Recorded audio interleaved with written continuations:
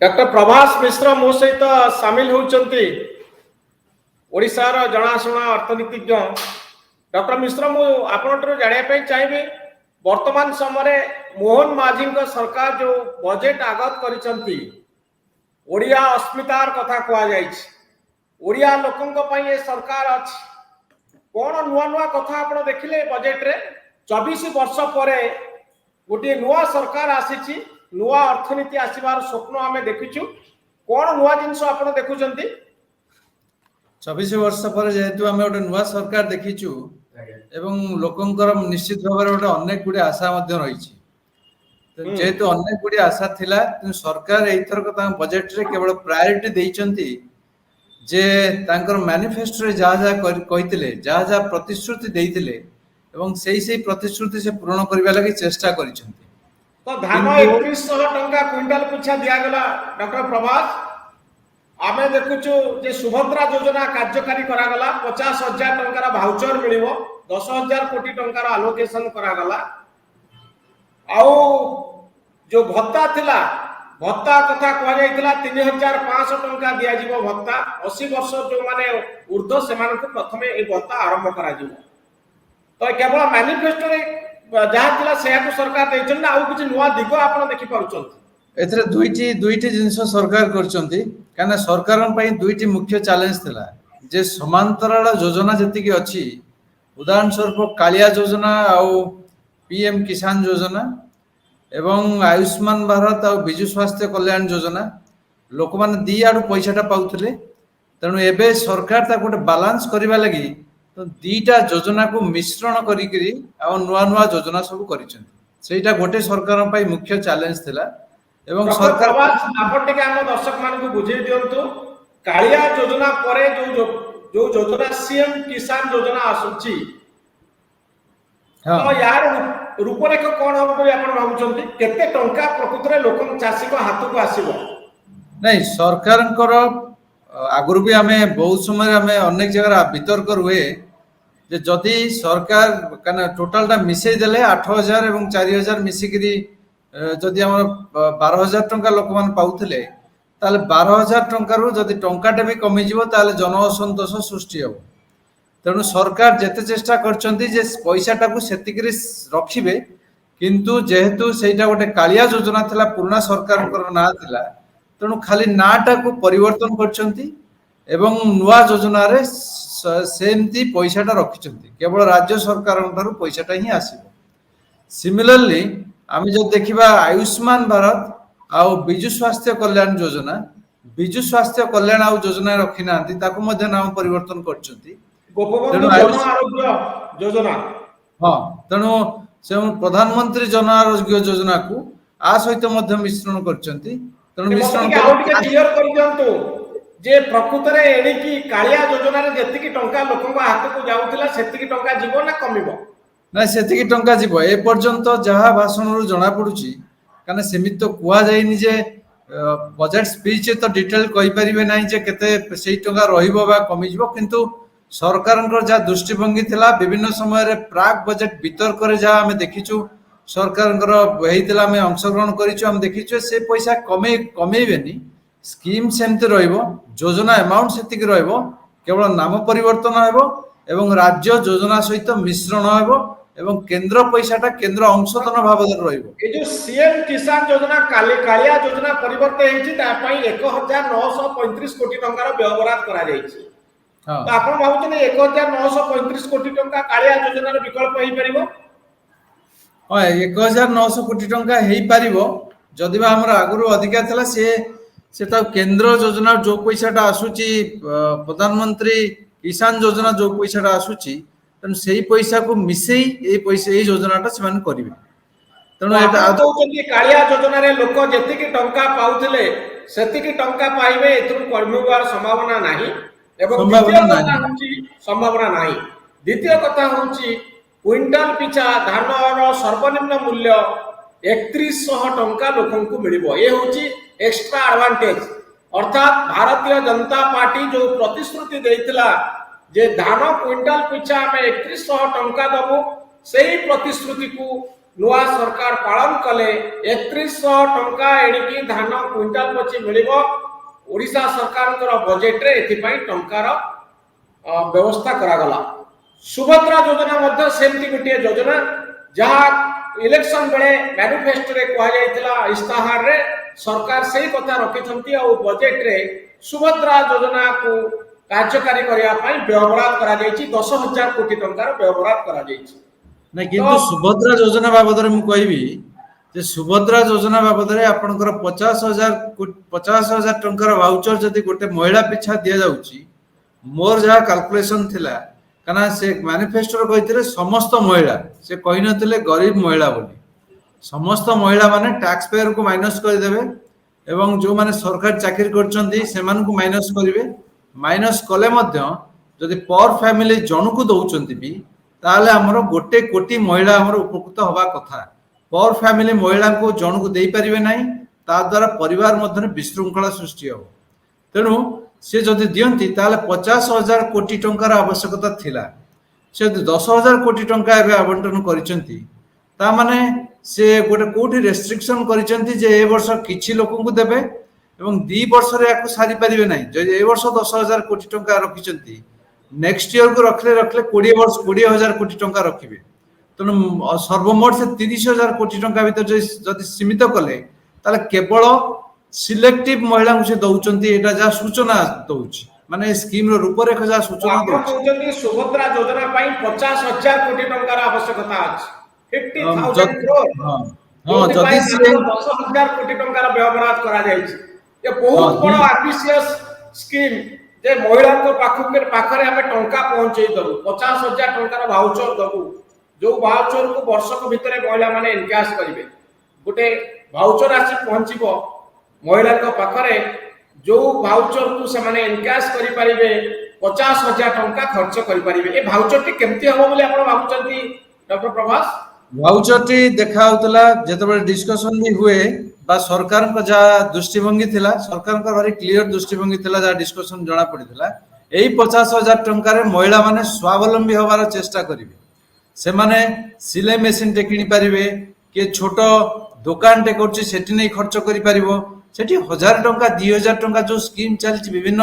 ରାଜ୍ୟରେ, ଯାଇକି ଜଳଖିଆ ଖାଇଦେବେ, କୋଉଠି ଗୋଟେ ଘର ଖର୍ଚ୍ଚ କରିଦେବେ, ସେଇଭଳିଆ ଯୋଜନା ଏଇଟା ନୁହେଁ। ଏଇଟା ହଉଛି ମହିଳା ମାନଙ୍କୁ ସ୍ୱାବଲମ୍ବୀ କରିବାର ସୁଯୋଗ ଅଛି। ଏ ପଇସା ଅବଶ୍ୟ ଦିଆଯାଉନି ଯେ ସ୍ୱାବଲମ୍ବୀ କରିବା ଲାଗି ସେମିତି କିଛି ଗୋଟେ ବାଧ୍ୟବାଧକତା ନାହିଁ, କିନ୍ତୁ ଯୋଉମାନେ ସ୍ୱାବଲମ୍ବୀ ହବାକୁ ଚେଷ୍ଟା କରିବେ ସେମାନେ ହେଇପାରିବେ। ତେଣୁ ତେଣୁ ଏଇ ଯୋଉ ପଇସାଟା 50,000 ଟଙ୍କା ଇଜ ଗୁଡ ମନି, ଭଲ ପଇସା। ତେଣୁ ସେଇ ଦୃଷ୍ଟିରୁ ତାକୁ 2ଟା ଇନଷ୍ଟଲମେଣ୍ଟ ଦେବା ଲାଗି ସରକାର କହିଛନ୍ତି। ତାକୁ ଯଦି 4ଟା 5ଟା ଇନଷ୍ଟଲମେଣ୍ଟ କଲେ ବି ଗୋଟେ ଖୁଚୁରା ପଇସା ହିସାବରେ ଲୋକମାନେ ଖର୍ଚ୍ଚ କରିଦେବେ, ଯୋଉଟା କି ତାଙ୍କର ଆଉ ବିକାଶରେ କୌଣସି ବା ବ୍ୟକ୍ତିଗତ ବିକାଶ ହଉ ବା ମହିଳା ମାନଙ୍କର ସଶକ୍ତିକରଣରେ କୌଣସି କୌଣସି ପ୍ରଭାବ ପଡିବ ନାହିଁ। ତେଣୁ ସେଇ ଦୃଷ୍ଟିରୁ ଆପଣ ଦେଖିବେ ଆ ପାଇଁ ଡକ୍ଟର ପ୍ରଭାସ, ଏ ଯୋଉ ସୁଭଦ୍ରା ଯୋଜନା ଏ ଗୋଟେ ଗେମ୍ ଚେଞ୍ଜର ହବ ବୋଲି ଭାବୁଛନ୍ତି କି? ଗୋଟେ ବଡ ପରିବର୍ତ୍ତନ ଆଣିବ କି? ଗୋଟେ ବଡ ଭୋଟ ବ୍ୟାଙ୍କ ବିଜେପି ପାଇଁ ତିଆରି କରିବ କି?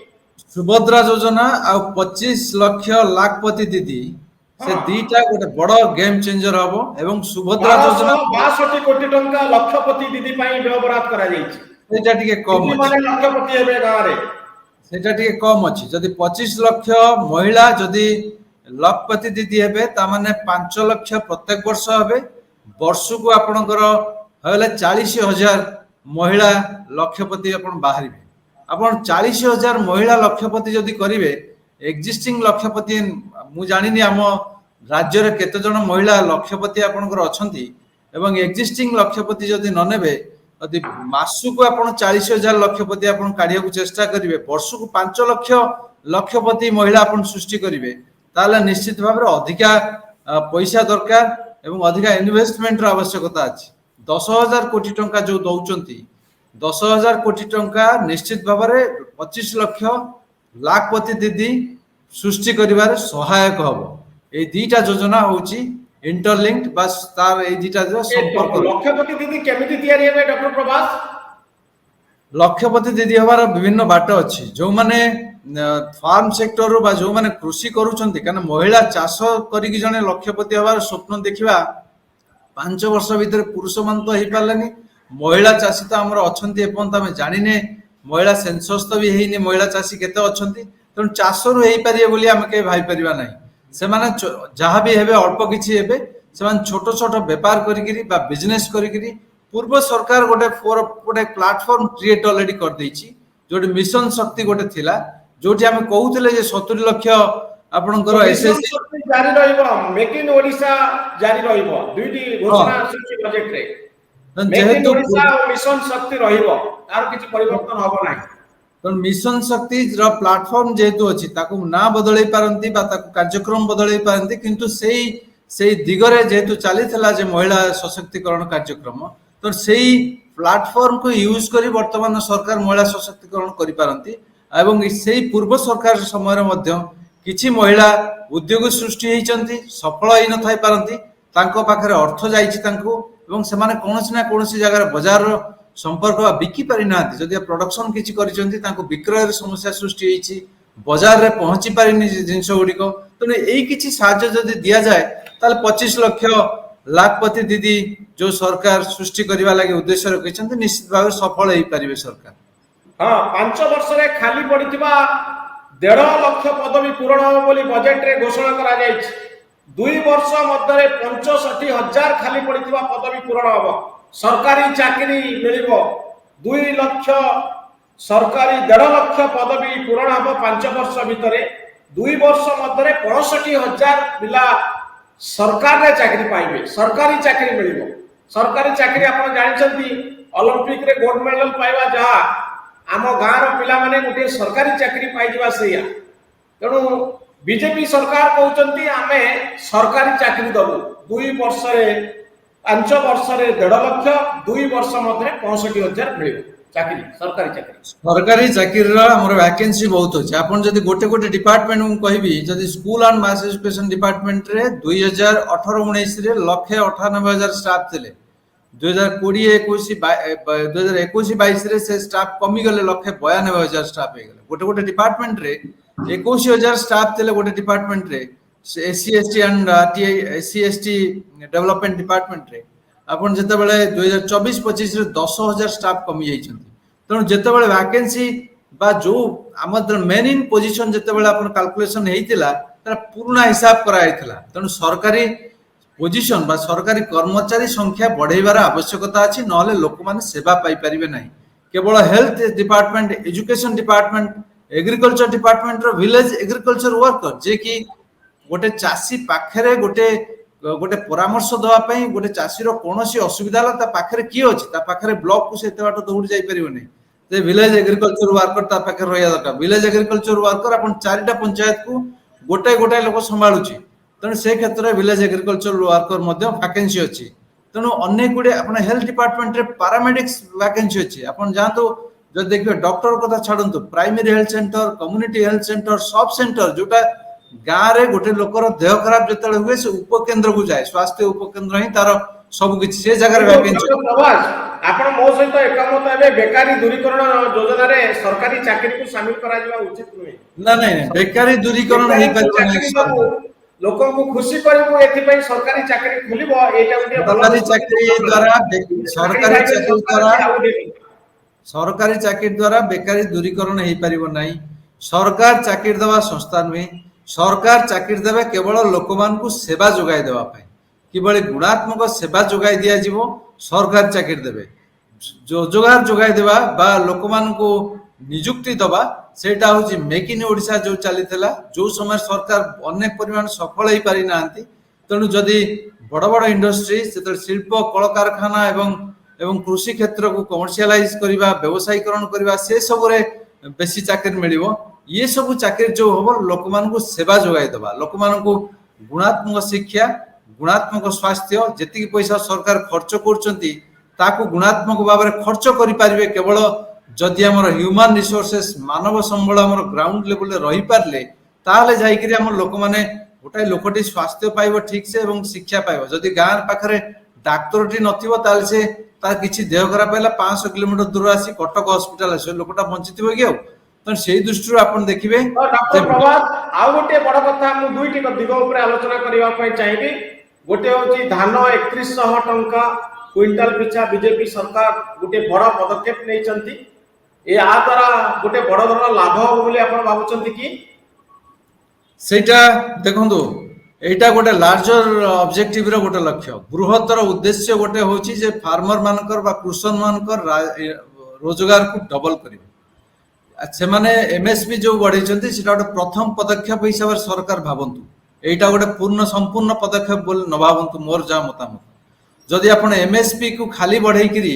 ଆପଣ କହିବେ ଯେ କୃଷକର କୃଷି ଏବଂ କୃଷକର ବିକାଶ କରିବେ, ତାହେଲେ ହେଇପାରିବ ନାହିଁ। ତାହେଲେ ପ୍ରଡକ୍ସନ କରିବା ପାଇଁ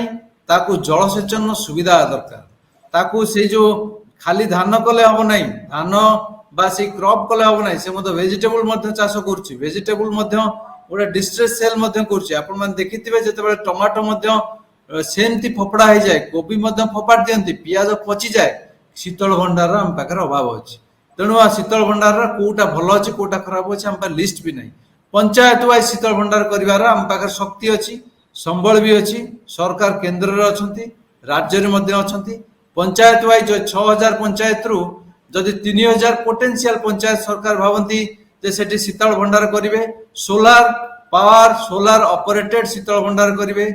এসএসজি মানকু দেবে বা পঞ্চায়েত কু দেবে অপারেশন এন্ড মেইনটেনেন্স লাগি দায়িত্ব, তাহলে গোটে শীতল ভণ্ডার করিয়া লাগি মিনি কোল্ড স্টোরেজ যদি করিবে তাহলে সেইটা খরচ হব 1.5 কোটি টঙ্কা। এবং 3000 পঞ্চায়েত কু যদি করিবে তাহলে 4500 কোটি টঙ্কা সেমানকর খরচ হব। 4500 কোটি টঙ্কা, 4500 কোটি টঙ্কা খরচ করନ୍ତି, দুইটা বেনিফিট পাইবে। গোটে হচ্ছে কৃষকর রোজগার বড়িব, দ্বিতীয় বেনিফিট যেটা সারা ওয়ার্ল্ড বর্তমান সে কষ্টটা সৌছি, ফুড ইনফ্লেশনটা বড়ি যাচ্ছে, খাদ্য মুদ্রাস্ফীতিটা বড়ি যাচ্ছে এবং মুদ্রাস্ফীতিটা বড়ুଛି এইপাই পরিবা কিলো আপনার 80 টঙ্কা 90 টঙ্কা, কাঙ্কড় কিলো 300-400 টঙ্কা হয়ে যাচ্ছে। তেমন যদি শীতল ভণ্ডারটা করନ୍ତି তাহলে ম্যাক্রো এবং মাইক্রো স্তরে নিশ্চিত ভাবে পরিবর্তন হব। সব মোর কইবা কথা যে এই যে কালিয়া যোজনা কু নামকরণ চেঞ্জ করে যে করছেন পিএম কিষান বা মুখ্যমন্ত্রী কিষান, সেইটা পয়সা দেলে এবং এমএসপি বড়াইবা সহিত প্রডকশন করিব এবং প্রডকশন কু স্টোর করিয়া লাগি কেমতি করিবে যদি দিয়ন্তি, তাহলে চাষী কু চাষর যে কৃষকর রোজগার কু ডবল করিবা যে লক্ষ্য বহুত দিন হই পারি নাই, সেটা পূরণ হই পারিব। প্রবাস শেষে এই যে নাম পরিবর্তন হলা, বিজু স্বাস্থ্য কল্যাণ যোজনার না বদলি গলা, আয়ুষ্মান যোজনা আছে কেন্দ্র সরকার, বর্তমান এই যোজনার না পরিবর্তন হয়ে গলা, গোপবন্ধু জন আরোগ্য যোজনার পরিণত হলা, তো আর লাভ কোন হব? নাম পরিবর্তন কিছু লাভ হুয়েনি। সরকার যে যে সুবিধা আপন মানে এইটা গোটে পলিটিকাল বা রাজনৈতিক চেঞ্জ পরিবর্তন হলা, তেণু বট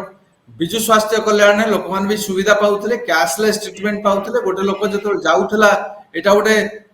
ইন্স্যুরান্স নথিলা, বীমা নথিলা, এটা আপন সরকার হসপিটাল কু যাউଥିଲେ, কার্ড দেখাউଥିଲେ, আপনার 5 লক্ষ টঙ্কার আপনার কিছু পয়সা কটি যাউଥିଲା, আপনার পাখু মেসেজটা আসুଥିଲା আজ আপনার এটিএম রে পয়সাটা রখিছেন এবং পয়সাটা খরচ করছেন। সিমিলার সুবিধা যদি সরকার দেই পারিলে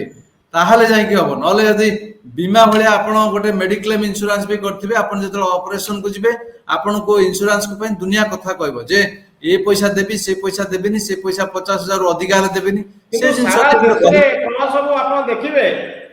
মোদী সরকার এ স্কিম চালিছি, ওড়িশার এ স্কিম লাগু হয়নি। আপনার কোন কହୁଛନ୍ତି পূর্ব যে বিজু স্বাস্থ্য কল্যাণ যোজনা ଥିଲା তা ভালো ଥିଲା? গোটে গরিব লোক পাই আপন বি মু ভাল খারাপ কହୁনি, আপন গরিব লোক চিন্তা করন্তু। গোটে কেন্দুঝর কলাহান্ডি কোরাপুট রু গোটে লোক হসপিটাল কু আসিলা, সে হসপিটাল রে তাকু যদি ইনিশিয়ালি মাগিব পয়সা তু খরচ কর এবং পছরে মু রিইম্বর্সমেন্ট করিবি, এতি সব কাগজপত্র নে ডিপোজিট কর, সে লোক ভাল লাগিব না? সে কার্ডটা দেখাই দেলে সবু পয়সা তা ভিতরে কিছু হসপিটাল মানে এপট সেপট করলে সেইটা গভর্নান্স বা সেটা রাজ্য সরকার কন্ট্রোল করিয়া লাগি নিয়ন্ত্রণ করি পারନ୍ତି, কিন্তু সে কার্ডটা দেখে পুরা বেনিফিটটা ক্যাশলেস পাউতলা, সেটা নিশ্চিত ভাবে যে কোনসি লোক পাই সেটা নিশ্চিত ভাবে গোটে সহজ। তো সরকার সেইটাকু ছাড়ন্তୁନି, গোটে ক্যাশলেস বেনিফিট যেটা বিনা পয়সারে বিনা পয়সা কোন হেলা বলে আপন ভাবুচନ୍ତି? আয়ুষ্মান ভারত যোজনা লাগু হয়ে গলা কি ওড়িশা রে বিজু স্বাস্থ্য কল্যাণ পরিবর্তে? নাই, আয়ুষ্মান ভারত লাইলা, কিন্তু মুখ্যমন্ত্রী বা অর্থমন্ত্রী যে উপস্থাপন করুଥିଲେ মু শুনুଥିଲି, সে মধ্যে কହୁଥିଲେ যে ক্যাশলেস ট্রিটমেন্টটা লাগু হেলা। তা মানে মু আশা করুছি যে সেই পুরোনা जे कैशलेस सिस्टम टा रहिला एवं विजु स्वास्थ्य कल्याण रे जेमती 5000 कोटी टका सरकार बंदोबस्त करथिले 5000 कोटी टका 3 लाख 3500 कोटी टका थिला आपनकर ट्रीटमेंट पाइन थिला तेणु सेटा मध्ये रखा जाइछि एथर बजेट रे एलोकेशन हेइछि 500 कोटी टका करा हेइछि आपनकर जन आरोग्य योजना प्रधानमंत्री जन आरोग्य योजना ता माने आपनकर कैशलेस ट्रीटमेंट माई मध्ये सुविधा रहिछि किछि बदलनी तेणु सेटा यदि बदलाइबे ताल जन संतोष निश्चित भाबे सीधा कहले आयुष्मान भारत तो लागू करा गला कि ओडिसा रे सेमानकर एपर्यंत डिटेल सेमान कही नांती से कहउछन जे आयुष्मान भारत करिवु 500 कोटी टंका दबो आयुष्मान भारत रु एवं हमर जो विजु स्वास्थ्य कल्याण जोटा थला ताकू परिवर्तन कर जोटा कले जो नाटा कले सेतिरे हमर 3500 कोटी टंका सेतिरे मध्ये अछि पूर्वर मध्ये सेति पैसा थिला विजु स्वास्थ्य कल्याण ता माने सेही स्कीम ता बलवत्तर अछि जदि वास्तव पक्षे जदि से आयुष्मान भारत पूरा पूरी भाव इम्प्लीमेंट करता क्या आयुष्मान भारत रहा प्रीमियम पैसा सेटा लोकों को खर्च पैसा नहीं जो प्रीमियम पैसा ताले अति बेसी 1000 कोटी टका सरकार को खर्च होता जेतु एते गुडे पैसा अछि ता माने आमे भाबुचे सरकार रखिचंती जे उद्देश्य रखिचंती लोक मानको कैशलेस ट्रीटमेंट देबे एवं समुदाय पैसाटा सरकार बियर करियो पैसा किंतु आयुष्मान भारत योजना ओडिसा रे लागू हैला कि फल तार कौन प्रभाव सृष्टि हम एपर्यंत जो माने आयुष्मान भारत नेबे जो माने विजु स्वास्थ्य कल्याण पाई परिबे नाही विजु स्वास्थ्य कल्याण नुहे तो मधुबाबू जो योजना कहिसेंती से जो माने आयुष्मान भारत नेबे से माने इंश्योरेंस नेबे जो माने ये योजना रे जिबे से माने कैशलेस ट्रीटमेंट नेबे कार्ड पाई एटा सीधा आपण कोन कहउतनी लोक को चॉइस दिया जिवो आपण एटा नियंतु नले एटा नियंतु चॉइस नाही जो माने मु भाबुची एम्ति करिवे जे जो माने ये योजना को एक्सेस करि पारु नांती बा जो योजना रे एलिजिबल नांती जो माने से माने ए योजना को नै पारते आयुष्मान भारत जदि सरकार ए बळा करि पारते रूपरेखा हमें आशा करबा खूब शीघ्र जणा पड़िबो खूब शीघ्र जणा पड़िबा जा रूपरेखाटा किंतु आशा करा होची सेही बळा कैशलेस जो ट्रीटमेंट किछि लोक माने पाई जो माने अति गरीब श्रेणी अछंती से माने पाखरे जिबा आसिया बाट खर्च यातायात बाट खर्च भी नाही से माने आउ आसिगिरी हॉस्पिटल ले